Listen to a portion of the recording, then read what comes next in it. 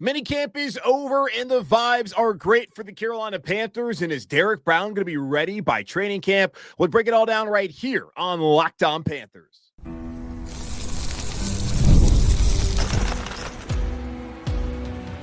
You are Locked On Panthers, your daily Carolina Panthers podcast. Part of the Locked On Podcast Network, your team every day.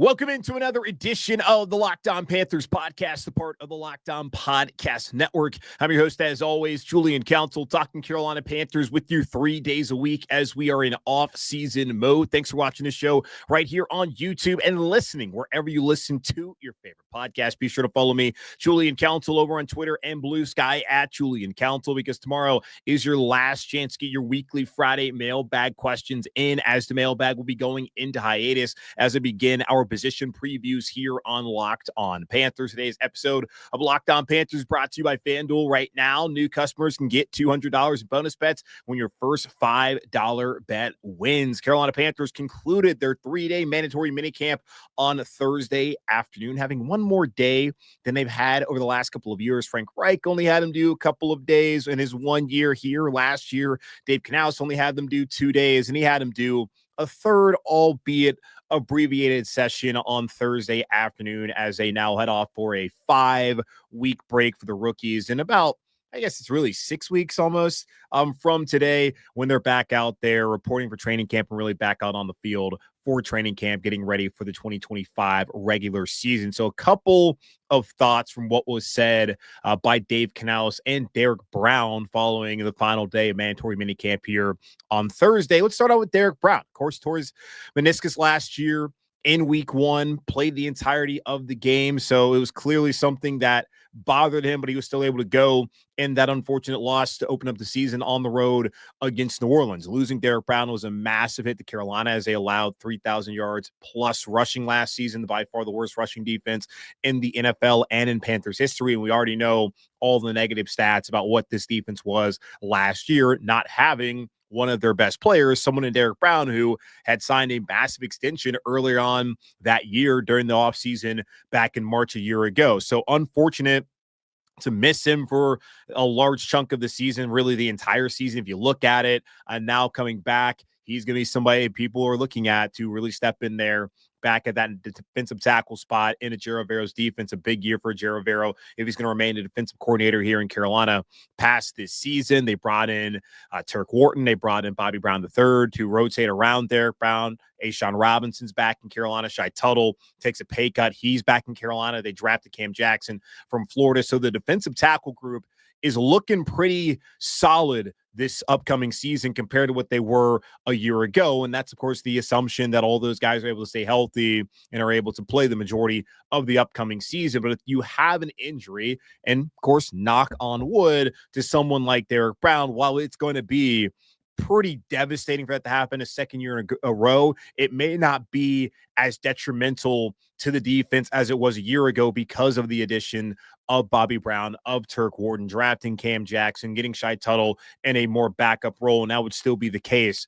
if something bad were to happen to Derrick Brown. Again, knock on wood. So the situation in Carolina, as far as the defensive line, I think is much better heading into this season than it was last year. And we talk a lot about the offensive line over the last couple of years and how that unit's really struggled when they had injuries. They have just torpedoed any sort of offensive ineptitude, or not even ineptitude, competency that this team could have potentially had. Instead, it's been ineptitude because of all the injuries. And when they've been healthy, like they were last year, even when there was a couple of times where guys missed some time, Icky missed a couple of weeks, Taylor Moton missed a couple of weeks the first time in his career. You saw Robert Hunt and Damian Lewis both miss a single game, and Austin Corbett, he was out for the final 12 games of the season. They did not drop off. They continued to play to a standard, and you want to see that again from that unit, but you also want to see that from the defensive line and every unit on the team, even when they have injuries. But depth is important. I do think the depth is in a better place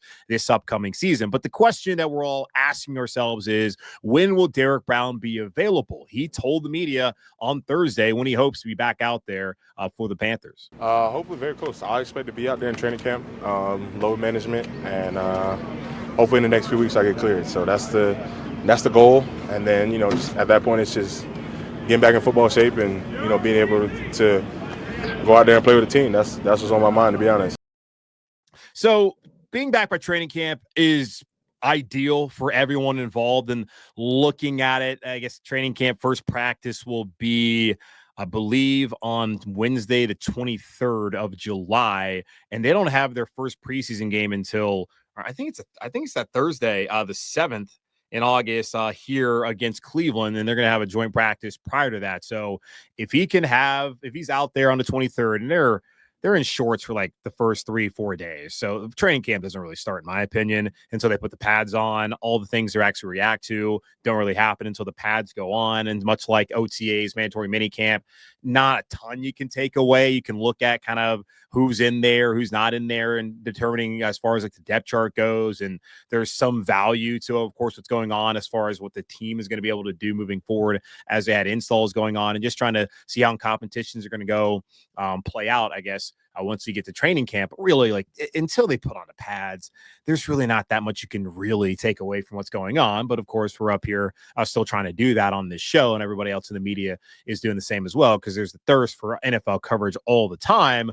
But really, if those first 2 weeks, so that week of the 23rd, which is a Wednesday, they go through that week, and then the next week, if he can be ready to go like full speed by that joint practice with Cleveland, like that would be ideal. I don't think Derrick Brown necessarily needs to play in the preseason this upcoming season. I said that a couple of days ago here on the show as well. If he can have joint practice the first 2 weeks there with Cleveland and with Houston, I'm good with that. It would be cool, I suppose, if he was able to play against Pittsburgh in that game, since there's no joint practices that week, at least right now. It's not scheduled. When they have the Steelers come to Charlotte, I would be totally fine with just him going out there against Cleveland and Houston. So if he's healthy enough for that, I think that's mission accomplished. Now, of course, if he's healthy come September 7th, when they go on the road to Jacksonville, like that's the most important thing. But you do want to see him be able to ramp up during the actual training camp portion and preseason portion coming up here in a couple of weeks. Dave Canales, Panthers head coach, entering his second year, his second full offseason here with the team, had a lot to say about the rookies, as he was really impressed by the rookie group. And here's what he had to say about the Carolina Panthers rookies. I'm just proud of the rookie group as a whole. I think that this is one of the best rookie groups I've been around in terms of their attention to detail, their study habits, their body prep. They're doing things that 6, 7, 8-year veterans do before and after practice. They're curious. It's a curious bunch. I kind of try to encourage them. Like, the best teams are the curious teams. Let's find out how good we can be. Let's find out more about what we're doing. And so I've just been really impressed with this rookie group as a whole. And that's important if you look at it, because I'm looking at the rookies right now. Tedero McMillan, first-round pick, is going to come in. He's going to be an immediate starter at that X wide receiver position. And eventually, you would hope this season he becomes the number one wideout here in Carolina. And of course, moving forward, that will be the case, as is the expectation for someone who is an 8th overall pick. And they decide to go with him and not an edge rusher like we had talked about for over a month here on the show, and what everyone really believed was going to happen. The Panthers are going to go defense. They went offense.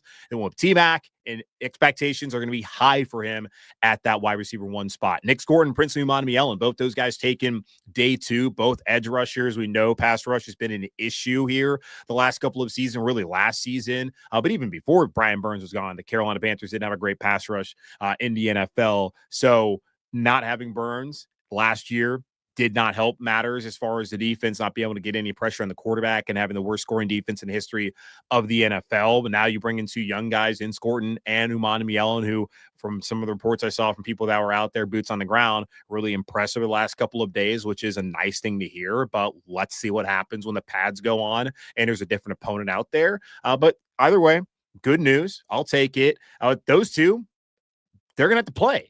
Then Lathan Ransom, who they took in the 4th round, he's also, just looking at the safety spot, going to have to be a contributor. So 4 of those draft picks, as it presently stands, and for McMillan, for Scorton, for Umana, it's not going to change. Those 3 are going to have to play a lot of snaps this season. Ransom, we'll see what they do at safety. I still believe they're going to have to add to that. We'll talk more about that here a little bit later on in the show. I was going to do another offseason to-do list update, the final one of the offseason here in Carolina on the show. But Lathan Ransom right now, maybe a starting safety. So those guys having to step in, and the fact that they have had a great attention to detail, their study habits have been really strong, their body prep, they're going to have to perform. So really positive to hear that message from Dave Canales. And one of the areas that I'm really looking at once training camp comes around, once the pads go on, is that wide receiver position.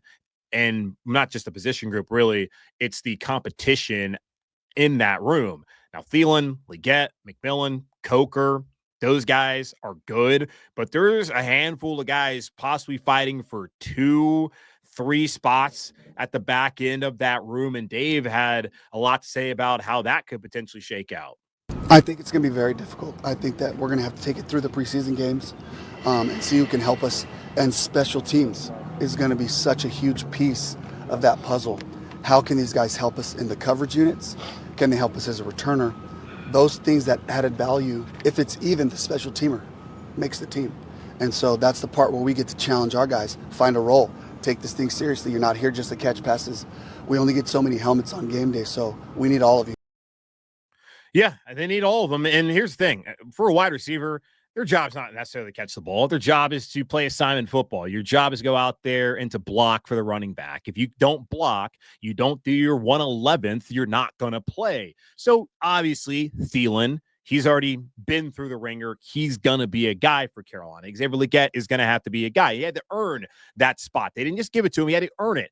And T-Mac, he's going to have to earn it as well, but he's going to be there. So those three, no concern about what their role is going to be this upcoming season. Jalen Coker, questions about what his role is going to be, but he's going to be on the roster. Those four, they're secure. But when you look at Hunter Renfrow, David Moore, Jimmy Horn Jr., Jacoby George, Kobe Hudson, question as far as what's going to happen with those guys. Now, if Hunter Renfrow is the guy who he was last time he was healthy, which was 2021, he was a Pro Bowler, then yeah, he's going to be on the roster and he's going to be right behind Thielen, Leggett, and McMillan as that fourth option on this team. But you look at guys like David Moore, had a nice season last year, filling in as Deontay Johnson, didn't live up to the hype, and he ended up getting traded later on. And then Adam Thielen missed a long period of time. Leggett had his ups and downs. Coker missed some time as well. And David Moore came in and was effectively the number 4 wide receiver and had some nice moment for Carolina.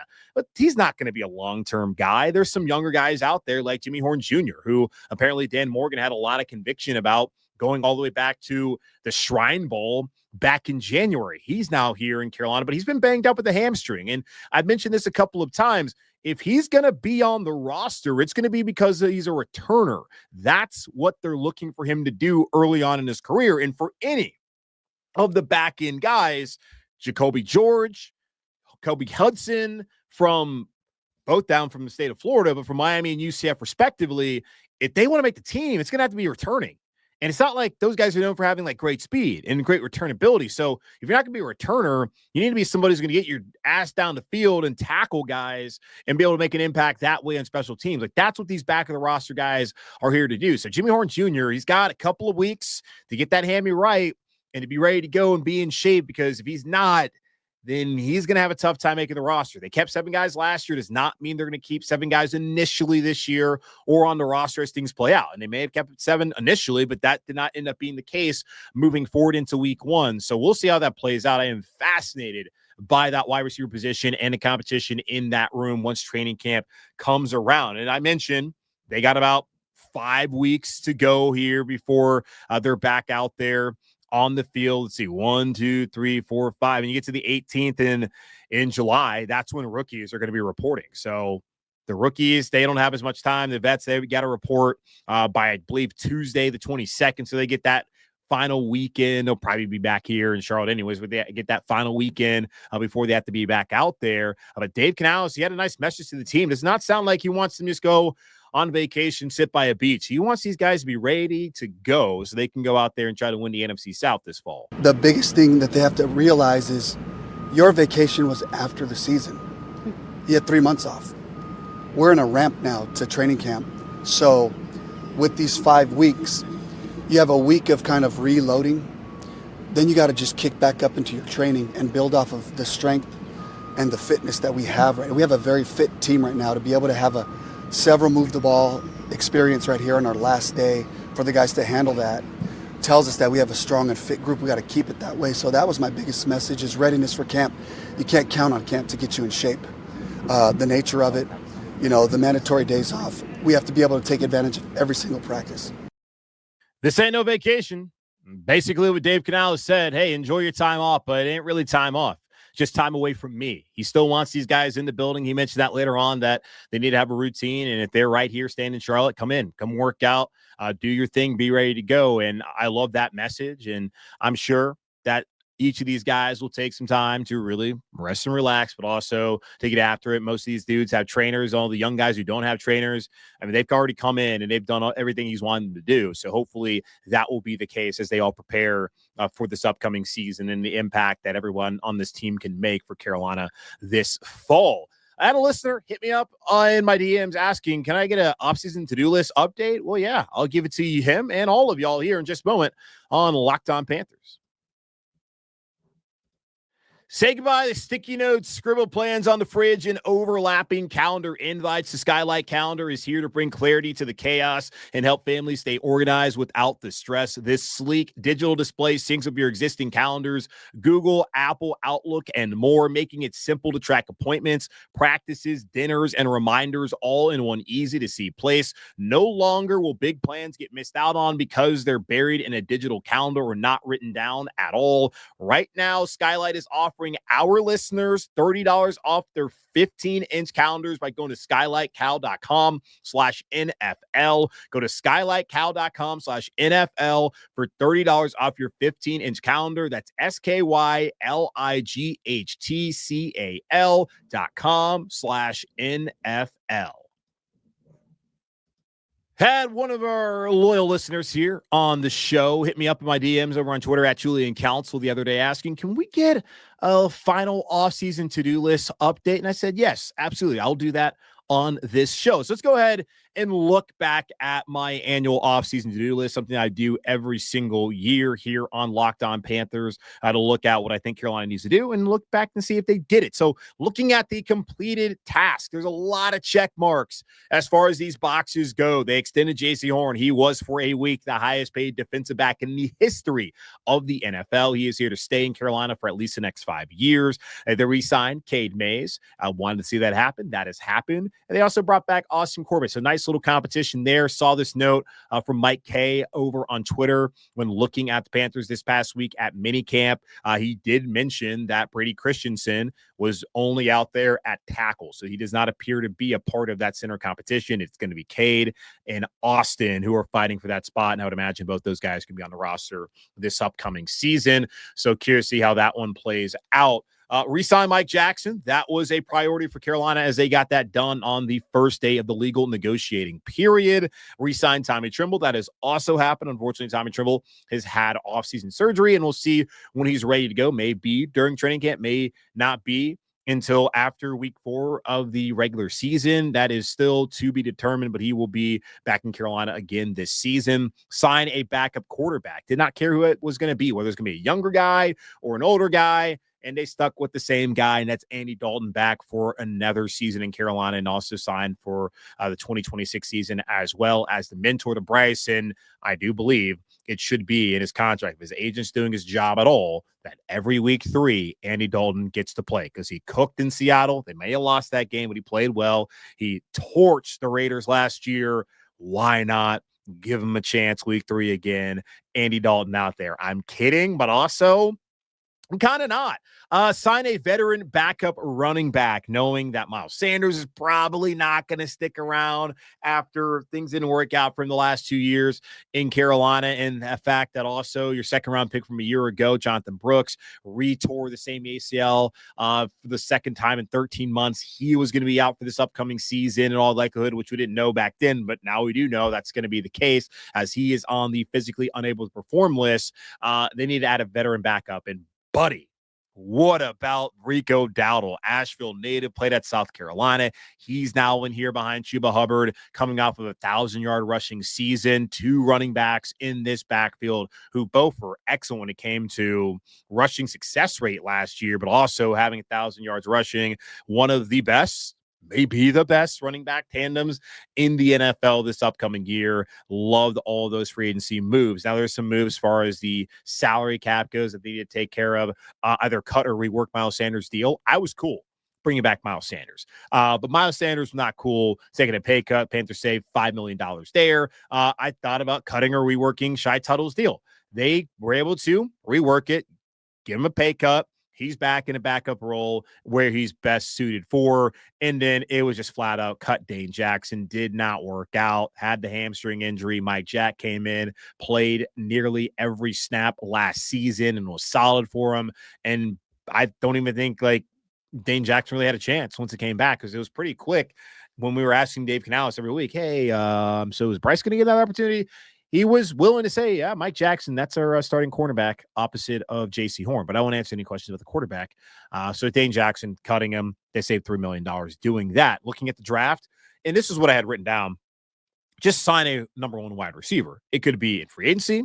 It could be in the draft. So really, I was thinking free agency. Now, Chris Godwin wasn't available, if you think he's the number one. And other guys also did not really become available. DK Metcalf, that did not work out as far as any sort of trade there. So they were able to get a number one wide receiver in Tannero McMillan, 8th overall in the draft. I was surprised. You were surprised. Maybe you weren't. I don't know. But either way, he's now here. Going to take a little bit of time. But I do think at some point this season, it will be very clear that T-Mac is the top dog in that wide receiver room for Carolina. Xavier Legette believes, we're both going to be problems. Sure. One guy's certainly, I think, going to be a problem, and you will be a good player as well, but maybe not a problem. Tet McMillan, T-Mac, whatever you want to call him, I think he'll be a problem here in Carolina. I think Legette will be a very nice complimentary piece to him for years to come. Drafted edge rusher. They didn't just draft one, they drafted two. Thought they'd do it in the first round. They did in the second day, as they got Nick Scorton in the second round and Princely Umanmiele in the third round. Love both of those moves. Acquire a safety. So that was either sign a safety or draft a safety. They did both. They signed Trevon Merrick from Las Vegas, rather. And then they got Lathan Ransom in the fourth round from the Ohio State. Still believe, we'll talk about this momentarily, they could do something else there. Acquire defensive tackle. They went pretty heavy here when it came to getting a defensive tackle, as they got two during the free agency period. Thought it was going to be Milton Williams. Instead, they get Bobby Brown III, and they get Turk Wharton, and then they draft Cam Jackson in the 5th round out of Florida. Job well done. Exercise Ike Ekwuanu's 5th-year option. That has happened. Now we're just waiting to see, does he get an extension this offseason? That has been the common trend among former first-round picks who have had their 5th-year options extended or exercised recently, that they get extended later on that summer. So we'll see. Got a lot of travel in July, so Carolina, please don't do that when I'm out of town. And I just put it out there in the universe, so it's not going to happen. Somebody's going to bring my computer with me everywhere. Unfinished business, things that they did not do that I asked them to do. Extend Taylor Moton. They didn't want to do it. They're going to sit there on that $31 million cap hit. And Brent Tillis, Dave Canales believed that they could do everything he wanted to do this offseason and keep Taylor right there with that cap hit. The cap went up, and they added everybody they wanted to add so far. So kind of hard to argue with them that they didn't do everything they wanted to do with that albatross of a salary cap hit for Taylor Moton. So he's going to enter into a final year of his deal, and we'll see what happens either midway through the season or after the season as far as his future goes. I wanted to see them re-sign Eddie Pinheiro.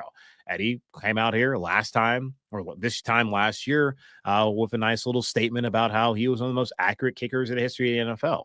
Well, Carolina, I guess, didn't really like the fact that he skipped out on OTAs last year, which, again, is voluntary, and they wanted to move on. So they have not signed him. I don't believe any team has signed Eddie Pinheiro at this point in time, as Matthew Wright and Ryan Fitzgerald are here. And by the way, Matthew Wright apparently went 3 for 5 when it came to field goals on the skinny post at minicamp today. So Ryan Fitzgerald maybe has the upper hand, but Dave Canales did say that he needs to see these guys go up against the rush, which is kind of one of those things where the pads aren't on. We really haven't gotten a real game situation. You can't make that much out of any thing that's happening right now.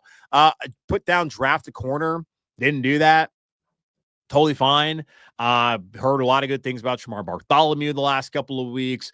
Caleb Evans is another name that they do think can help him out down the road. He's had starting experience dating back to his time a couple years ago in Minnesota. But really the big remaining need when you look at it, we all know what it is, safety. I do think they need to bring in another veteran. And some of the guys that we've talked about, like a Julian Blackman, are still available. Now it's June 12th. I don't think these guys at this point in time were really trying to get out there and be at minicamp. Like Aaron Rodgers showing up late for Pittsburgh, better late than never as far as the quarterback position goes. But as far as safety goes, if you can sign this guy in July, you can bring him in right before training camp. It'll be completely different. He'll be fine. And I will remind you, they traded for Mike Jackson like the last week of training camp, and he almost played every snap last year at corner, and then they re-signed him. So there is not necessarily a rush to do so, but I would love to see that happen earlier rather than later as far as the safety position goes. The vibes are great, and there's a reason to be excited. We'll talk more about that here in just a moment on Locked on Panthers. The NBA playoffs are in full swing, and every night delivers highlight-worthy performances, major momentum shifts, and can't miss moments, whether it's a game-winning shot, which there's been a lot of those, or a breakout player, and it's been basically the same guy, Tyrese Halliburton. There's never been a better time to get in on the action. FanDuel makes it easy to stay in the game before tip-off and live with player props, performance trends, and same-game parlays. Fans have more ways than ever to play smart and win big. And look, if you think Halliburton's going to keep doing this thing where he just finds a way to hit these game-winning shots at the end of it, why not back up the same game parlay? Because you're going to make money. New to FanDuel, it's the perfect time to sign up. Head to FanDuel.com and place your first $5 bet. If it wins, you'll get $200 in bonus bets. Make every moment more. FanDuel, official sports betting partner of the NBA. I want to go back to Dave Canales' message that I played early on the show when he was talking about they already had their vacation. The 3 weeks after the season before the voluntary offseason began, that was their vacation. He wants to see these guys stay in shape, come back ready to go, that they have their break times throughout training camp and throughout the preseason. So there's really not any time to waste over the next 5+ weeks for any of these guys, and that they want to hit the ground running. And that is a different message, I feel like, than that we've received from some of the coaches in recent years, whether it be Frank Reich or Matt Rule. I don't remember hearing someone kind of be that direct about vacation's over, guys. Like, you still need to be getting to work and come ready to go and to get after it. So that just kind of plays into everything about what's happened over the course of this offseason, where I do think it's been a successful offseason for the Panthers. And maybe I'll do a larger episode talking about all the successes that they've had. And it really, I guess, as far as like checking boxes, which I went over just a moment ago, like they've done pretty much everything I've asked them to do. Not extending Moten, not really a big deal. He's on the roster still. Not re-signing Eddie Pinheiro. We'll see whether it ends up being a big deal or not. Not drafting a corner. They seem to be fine just there. Like getting a safety, like they at least drafted one. They signed one for agency. So they've addressed every single position. The roster depth there at defensive tackle, at offensive line, or defensive line to offensive line is better than it was last year. There's plenty of questions still, and we'll talk about them over the next month or so heading into training camp. We'll get to all of that throughout the position previews, and even after that, when I look at some things ahead of training camp. But right now, there's a lot of reasons to feel optimistic about what this team potentially could achieve. Now, it's still a team that since David Tepper bought it, they have not really come that close to the playoffs. And the 1 year that they did, they got off to a hellacious start. And I do not believe that is what anyone wants to go through again as far as what happened in 2022. So I'm really excited about the year. I think it's going to be a big year for the show. I think it's going to be a fun year for this team. I'm not going out here and saying playoffs or anything like that. Even if I just utter the word, I'm not going to put that expectation in Carolina. But I do really get a good feeling about what Dave Canales has built over the last year plus and what this team potentially could be able to carry over from last year. So we'll see how it plays out. But right now, loving the messaging coming out from everybody, but it's the NFL. And everyone is feeling hopeful, for the most part, about their teams. So we do it every offseason. People get overhyped. And I don't even know if they even get overhyped. They probably just get properly hyped because football's back. And unfortunately, you get hit with a frying pan to the face because this team just does not get off of the tarmac. So we'll see what happens. But feeling pretty good about these Carolina Panthers. All right, that's going to wrap up this edition of the Locked On Panthers podcast, part of the Locked On Podcast Network, hosted by yours truly, Julian Council. Again, y'all subscribe or follow the show for free over on YouTube or wherever you listen to your favorite podcast. And be sure to follow me over on Twitter and Blue Sky at Julian Council, because I'm back tomorrow one final time answering your weekly Friday mailbag questions, either at me or DM me or at me over on Blue Sky, to get those questions in to me right now. In the meantime, be safe, be happy, be whole. As always, keep pounding. And I'll talk to y'all on Friday.